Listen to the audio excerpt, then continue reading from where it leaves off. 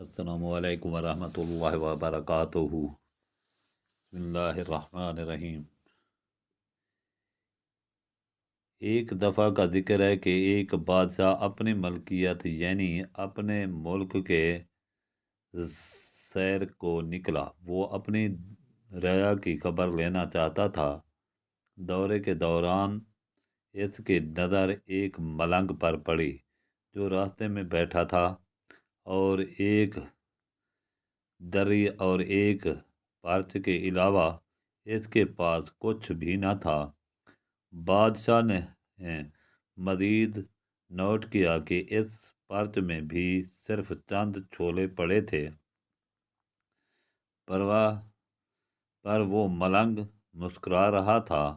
ملنگ کی مسکراہٹ میں اتنا شدید اطمینان اور سکون ظاہر ہو رہا تھا کہ بادشاہ حیران رہ گیا۔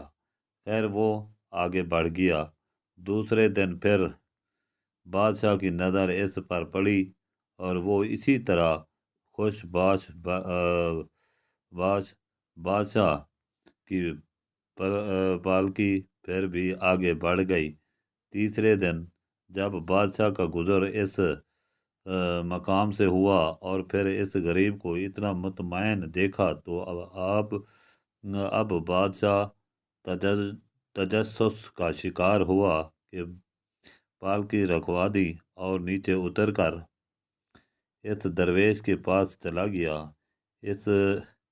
اسے بتایا کہ ملک کا بادشاہ ہوں، اور 3 دن سے تیری مسکراہٹ اور مفلسی کا یکجا ہونا مجھے ہرگز ہضم نہیں ہو رہا۔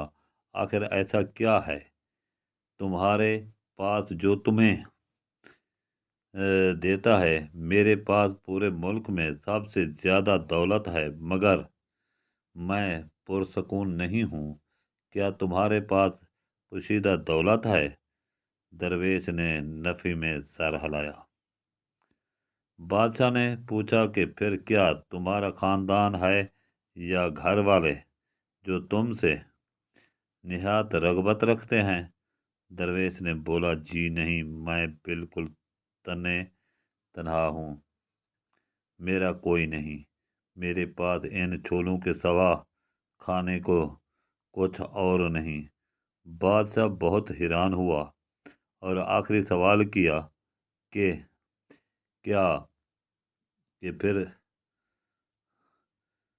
پھر کیا تمہیں اللہ نے قابل فخر صحت سے نوازا ہے جو تم خوش رہتے ہو؟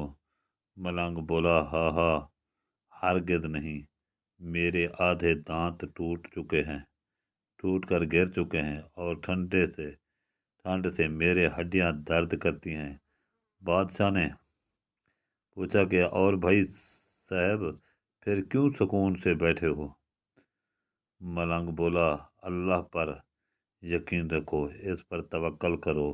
اس نے تمہیں جس حال میں اور جس بھی مشکل میں ڈالا وہ اسی کا فیصلہ ہے۔ وہ تمہارے نشو و نما کے لیے ضروری ہے۔ اس کو پتہ ہے کہ تمہارے اندر کیا کمی کوجی ہے جو تمہیں درد کرنے کی ضرورت ہے، اور تمہیں اس آگ میں ڈال کر سونا بنانے کا صبر شکر اللہ کی رضا میں رضامندی۔ ایسے سوچو اور اپنے حال کو ایسے ہی تسلیم کرو کہ تو تمہیں کسی شے کی کمی محسوس نہیں ہوگی۔ رزق اور اس نے دینا ہے، وہ دے گا، اور مجھے روز کے چھولے مل جاتے ہیں۔ اب یہ کہانی اگر آپ کو پسند آئی ہو تو ہمارے چینل کہانی کو لائک کریں، اور ہمارے چینل کو سبسکرائب کریں، اور گھنٹی کے نشان کو ضرور دبا دیں۔ خدا حافظ، فی امان اللہ۔